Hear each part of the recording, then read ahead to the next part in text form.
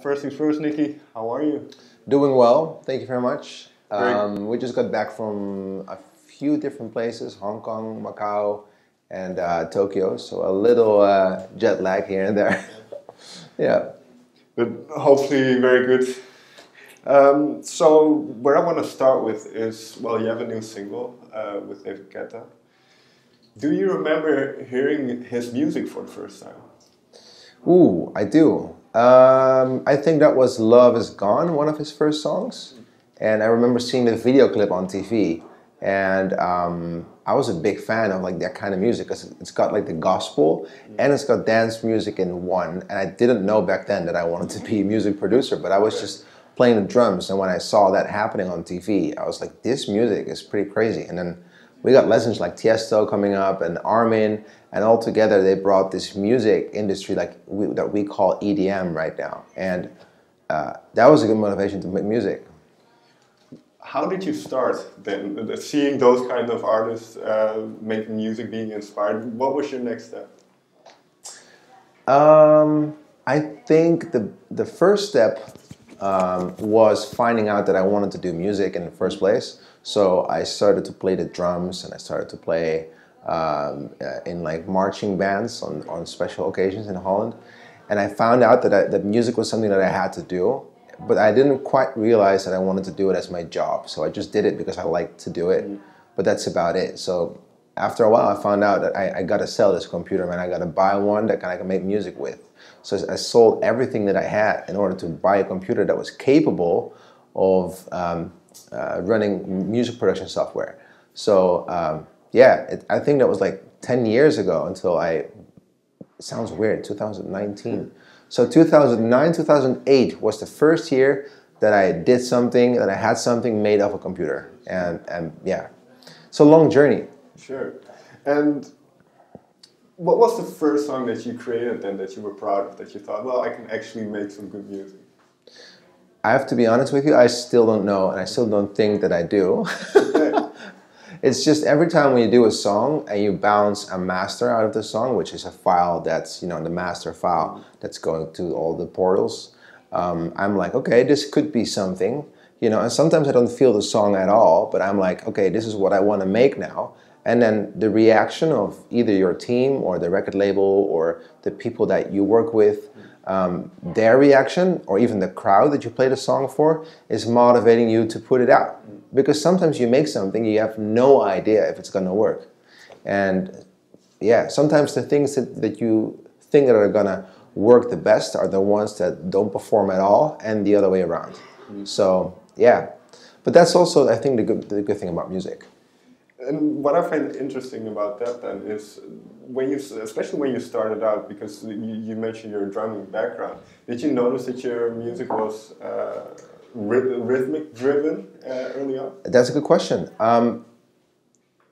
Honestly, the first song that caught someone's eye in the industry was a song that was about rhythmic. Okay. So I did a remix for Green Velvet, which is a pretty big legend in our industry. It's a guy with like green hair, and he's being really iconic, and he actually still is really iconic in this industry. And I did a remix for him called Flash, and I found out that reaction to the song that I've done was insane. Everybody played it, like Carl Cox, David Guetta, Tiesto, but also techno guys and guys like Digweed.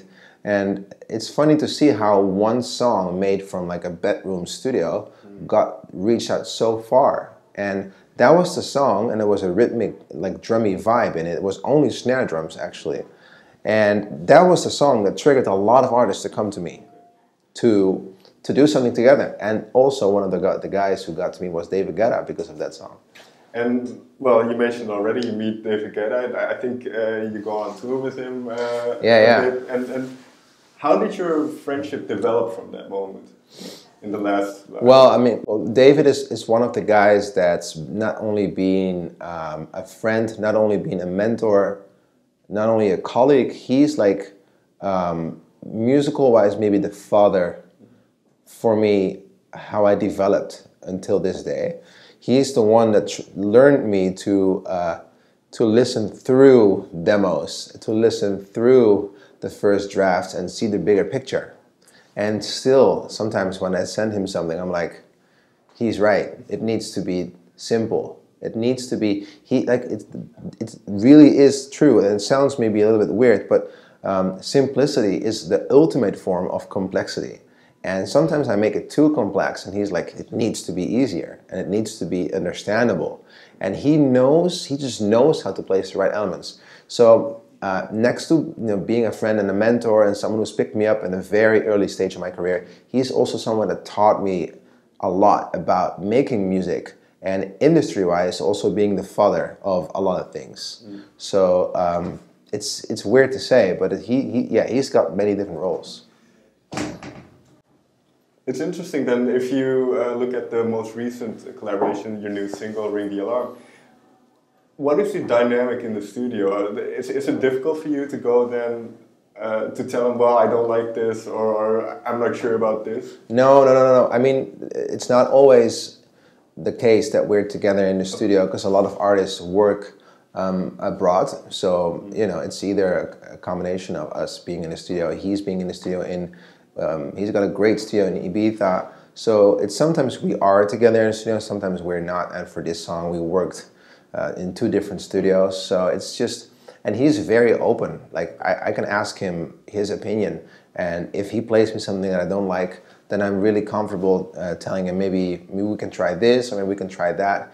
Like, he's the kind of person that really does not have an ego. He's like, we have to get the best result, and yeah, I don't know, it sounds weird, but he really is an example, I think, of how a lot of people want to be that work in the music industry. And that's why he's here for so long, and that's why everybody is good friends and, can get along and with him, because he's just very easy and that kind of things. Well, you make an interesting point, which I always wondered, because it seems, well, obviously we have a lot of Dutch EDM artists who are doing well, but there always seem to be a good camaraderie amongst all the DJs. So is there a level of competition still, or does everybody get along?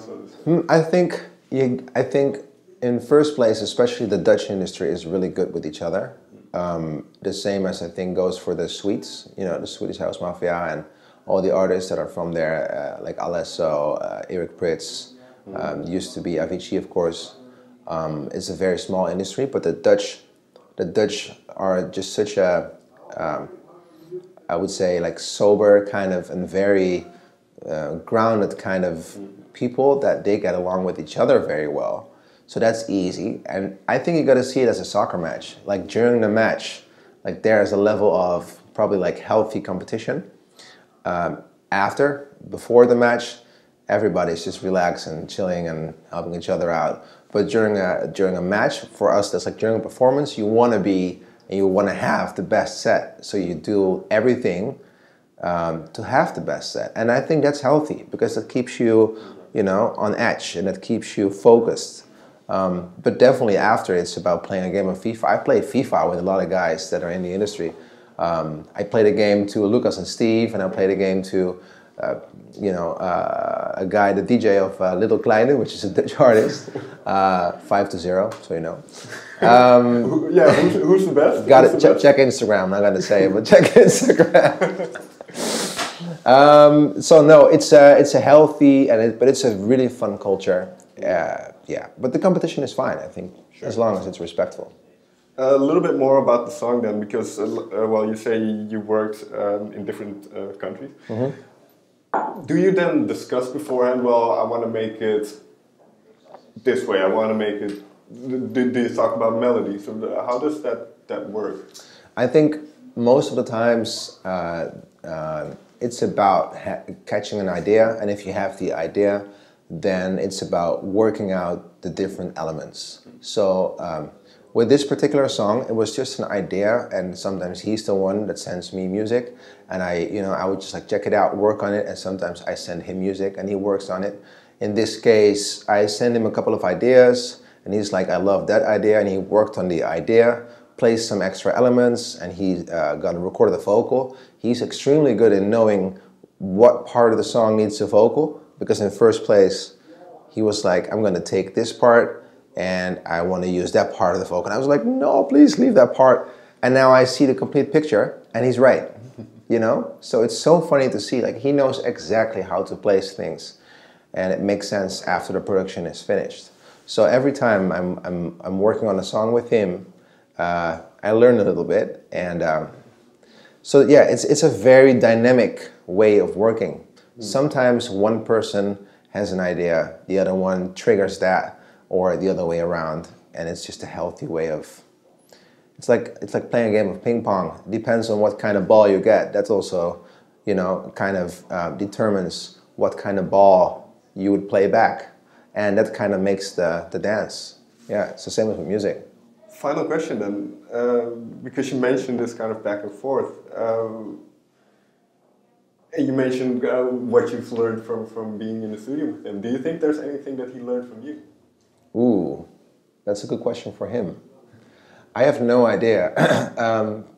I think ultimately that he maybe recognized in me that I was a very maybe raw, uncontrolled mind in the studio. So I wouldn't work by the rules that are done by schools who teach music, but I'd be just the one that say, like, it sounds right, so let's keep it this way, even though it doesn't follow the rules of making music. There's a lot of rules how to apply certain side chains and chords and everything, and I just think, like, okay, if it sounds right, doesn't matter what the technique behind is, then we got to keep it that way.